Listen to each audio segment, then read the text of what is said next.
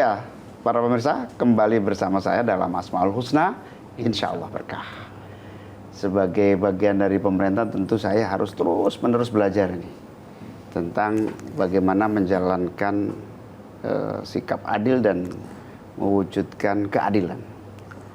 Bagaimana sesungguhnya yang lebih lanjut makna implementasi dari keadilan?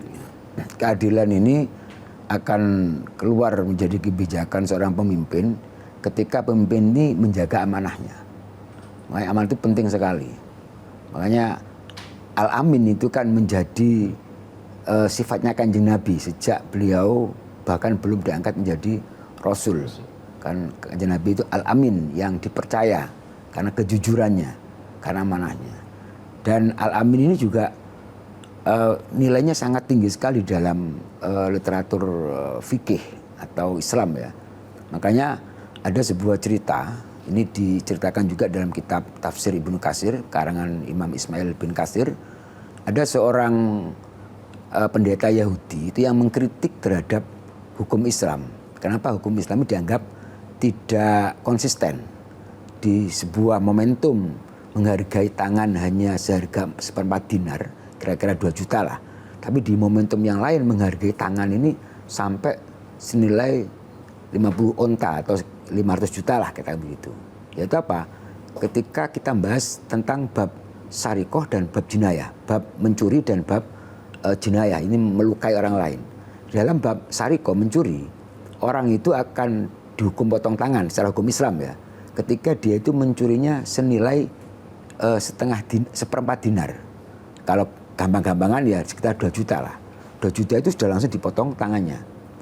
Tapi kalau ada orang jinayah melukai orang lain dengan cara memotong tangan, itu dendanya 50 onta. Ya, kalau 50 onta itu dikatakan harganya murah-murahan aja. Sama teman sendiri kan murah-murahan. 10 juta mah itu saja udah 500 juta. Ini dikritik oleh pendeta Yahudi. Kok enggak konsisten hukum Islam ini? Maka ada seorang ulama yang namanya Abdul Wahab Al-Maliki itu memberikan jawaban.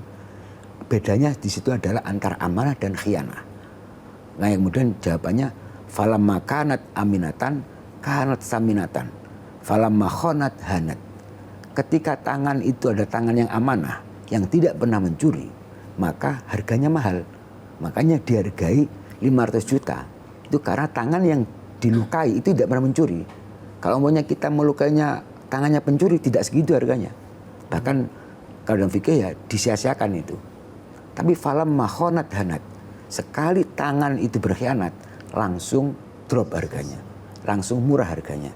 Makanya kemudian pencuri itu tangannya hanya dihargai 2 juta. Nah, ini dari fikih ini dan filosofinya atau logika di baliknya itu menunjukkan betapa amanah ini benar-benar menjadi karakter utama yang harus dimiliki oleh seorang pemimpin. Dari amanah inilah nanti akan muncul kebijakan-kebijakan yang adil, yang kemudian membawa kesejahteraan kepada umat dan rakyat. Kira-kira begitu. Luar biasa. Gimana Bob bersikap adil sejak dari kata-kata, bersikap adil sejak dari niat. Para pemirsa, Al-Adil yang maha adil dengan segenap kemuliaan dan kekuasaan Allah. Allah adalah zat yang paling adil karena beliau yang maha memiliki segalanya sekaligus maha mengetahui atas segala sesuatu.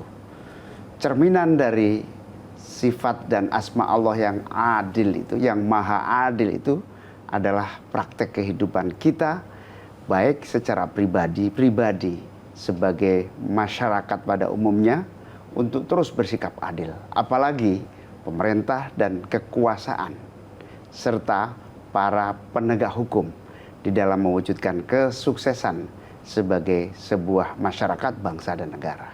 Keadilan harus tercermin dalam sikap pribadi, sikap sebagai masyarakat, sikap sebagai pemerintah dan pemimpin.